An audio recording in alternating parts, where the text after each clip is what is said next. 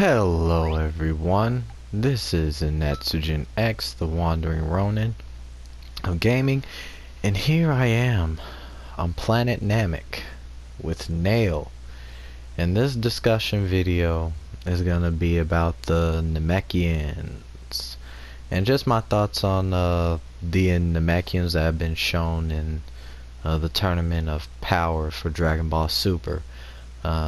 Many of you may know, or even some of you may not know, but Dragon Ball Super is going to be ending at the end of March. We don't know if it's going to be a hiatus or not, or if it's like officially ending and then they're moving on to something else, but that's the only news we've gotten so far, and Namekian doesn't seem too happy about that, but we'll work that all out. But today we're going to talk about the Namekians and just some interesting things of note that we've seen in the Tournament of Power so far, in terms of ability, in terms of things that they've done in that tournament that are reminiscent of what they used to do in the original Dragon Ball series. Now, in the Tournament of Power, we met two Namekians of Universe 6 named Saonel or Saonel, probably mispronouncing his name, and Purina, or what people are calling the New Lord Slug. It's not his official name, but his name is Purina.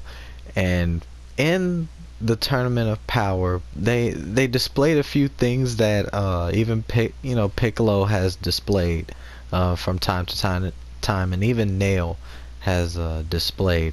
During that Tournament of Power, Purina got injured and lost his arm, but Namekians just have an ability to regenerate lost limbs, almost like what lizards can do in the animal kingdom. And it's very interesting that they showed that. I was quite surprised. Because in Super we haven't seen Piccolo do anything like that, so I honestly thought that they may have forgotten about it, or forgotten that Namekians even had that ability to regenerate. But no, they actually showed not only the fact that he could, Purina could regenerate a lost limb, but he was also able to regenerate lost clothing as well. He regenerated his arm along with his glove. So it was very interesting that they showed that little ability. It was almost like a throwback to the Frieza arc, where Nail was able to regenerate his arm, and even though it caused him a lot of physical strain, and it still hurt him to regenerate, he still was able to do it. And it was the same thing with Purina. Even though he was injured and lost his arm, he regenerated it, but he still showed that even the act of just regenerating his arm caused him pain, which is something that is difficult for Namekians to do, due to the side effect being pain, but it's an innate ability that they have. Another cool thing of note is that another ability that the Universe 6 Namekians have with the Universe 7 Namekians is the ability to transfer power to each other. And what I mean by is this: during the Frieza arc, after Piccolo came from King Kai's planet to help defend Gohan and Krillin and Vegeta from second form Frieza, Nail was on the ground beaten. He was messed up by Frieza, and Piccolo caught sight of Nail. And even though Piccolo wanted to help, he knew, we got this bigger problem. Frieza's here. We gotta draw Frieza away from planet Namek. You'll understand if I just leave you to your fate. And Nail said, hey, instead of just leaving me here, what I can do is you can put your hand on my chest and literally absorb my power into you. And Piccolo knew what this ability was. Piccolo even mentioned how, he wouldn't like the fact of somebody else's thoughts or emotions being a part of him, because that's what that would do. You would remember certain things from that person whose energy you absorbed. But Nail said, nah, you won't remember anything that I know. The only thing that will remain is the strength that I give you. And it did, and Nail kept his word, and it did exactly that. Piccolo was super strong. He got super strong from doing that. He was able to keep up with second form Frieza, even defend Gohan and Vegeta, prevent them from getting hurt, and drive off Frieza for a little while. And they mentioned this move with Universe 6, Namekians, Sawnail and Purina, because that's exactly what they did. When the Namekians of Universe 6 heard about the Tournament of Power, and that if their universe lost, they would get erased, that's exactly what Sawnail and Purina did. The Grand Elder of the Namekians of Universe 6 took everybody and had them all share their energy with both of them. So now, instead of having a race of Namekians, you have two Namekians that have the power of an entire race of Namekians. So you can imagine, like, if Piccolo got so strong to hold off Frieza after just taking the energy of one Namekian, imagine a whole entire planet of Namekians pulling their energy to one or even two people. So that's something they referenced as well, which was very good. I enjoyed those little tidbits. Like, yeah, this, they did this, which was again a callback to the original Dragon Ball Z. Then we get something very interesting too. Namekians also have the ability to stretch their limbs, specifically their arms. And we see that with Sawnail and Purina.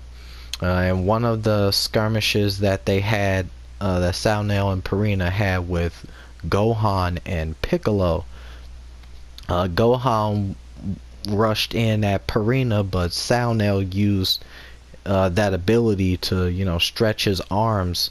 I don't know if it's to like a certain length, like he can't stretch out his arms past a certain length from his body, but they never explain that. It may be a certain distance where if Gohan was farther away, he wouldn't have been able to grab him, but with the stretchy arm ability, they give it no other name, but with that ability, he's able to, grab and restrain Gohan and keep him from flying around. And it's not as if the farther Sawnail stretched out his arms, the weaker he got. No, he kept the same strength. He was still just as strong as if he was, right there.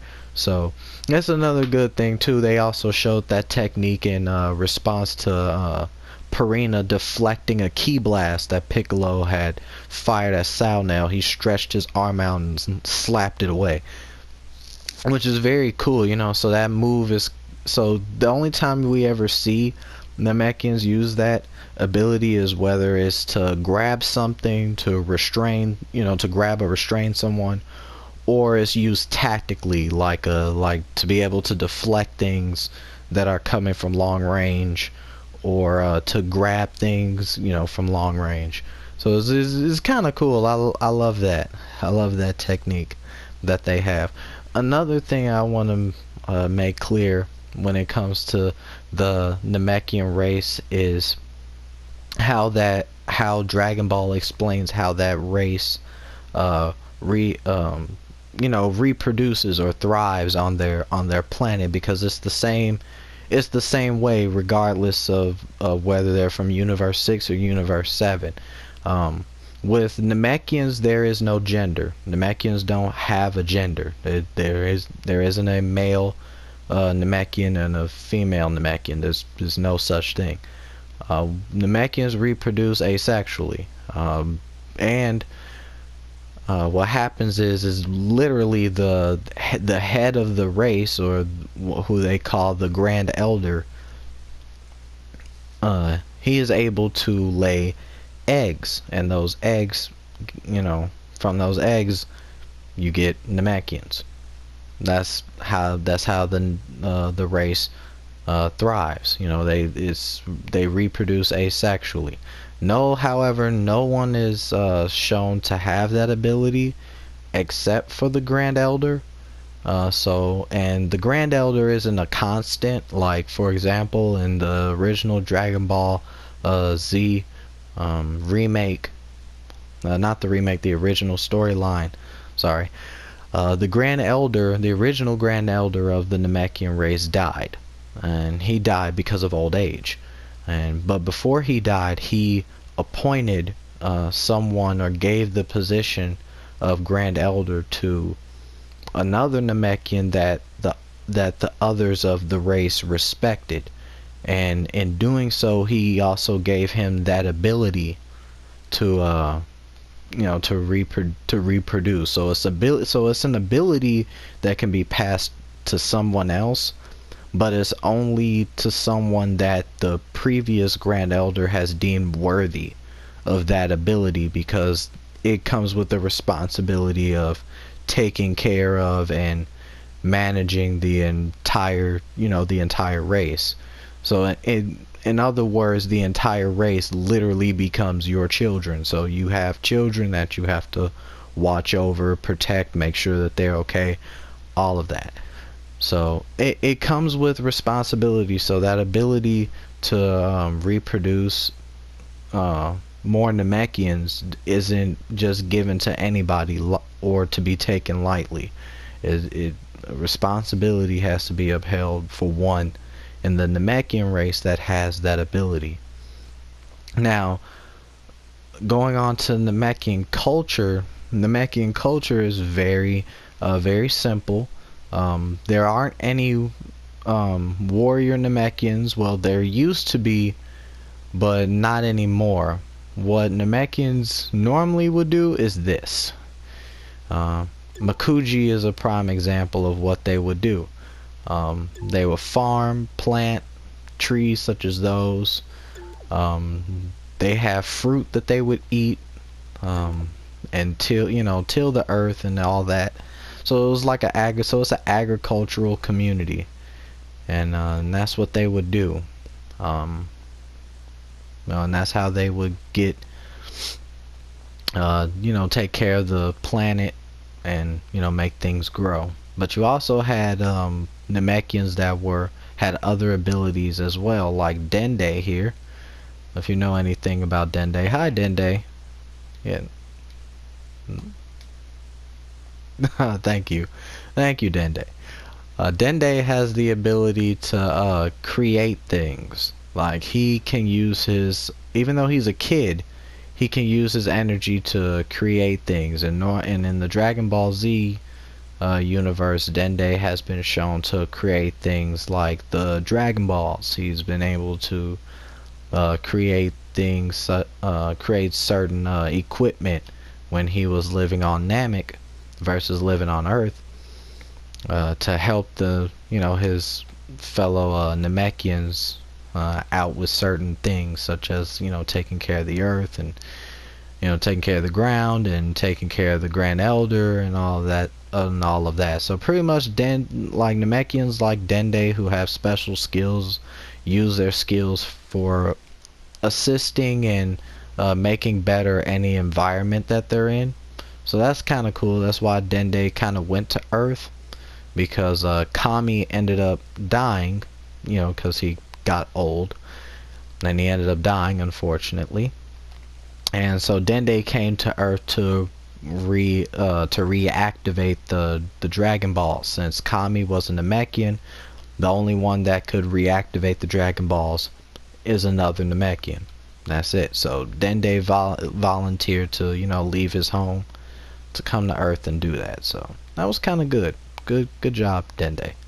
But on to the warrior race of Namekians. Now, Namekians, the current Namekians on planet Namek don't have any warriors. There used to be during Frieza's initial invasion of planet Namek. There were some warrior Namekians, but they did end up getting defeated by Frieza and his men. But Nail was the last one. Nail was the last one, you know, before he got defeated by Frieza personally. But Nail was the last one from an original line of proud warrior race, warrior line of Namekian. And according to the Grand Elder, he said that at the time those warrior Namekians were so powerful that any invading armies that would try to target planet Namek would run away. They would have nothing to do with planet Namek. So we don't get any more information about that. I haven't found any other information about like who specifically, but according to what the Grand Elder said, it seemed as if they didn't have to worry about people invading until that specific bloodline died off, and Frieza just happened to maybe have caught wind of it in addition to hearing about the Dragon Balls and decided to invade Namek. So yeah, that's all I want to talk about today, about my thoughts on the Namekians, their culture, the different things that they can do. So again, if you like these series of character discussion videos, leave a like, comment down below what your favorite moment, or who's even your favorite Namekian. I'll be honest with you. I mean, Piccolo's the OG, but I like Nail better. Nail's pretty cool, because he's kind of stoic and, you know, the serious type. You know, he's kind of cool that way. But you know, Nail's my favorite. So comment down below who's your favorite Namekian and why, and what you thought of the Namekians from Universe 6 and the Tournament of Power if you're watching Dragon Ball Super. So comment that down below. Again, my name is Netsugen X, the Wandering Ronin, and I will see you guys later. Stay sharp.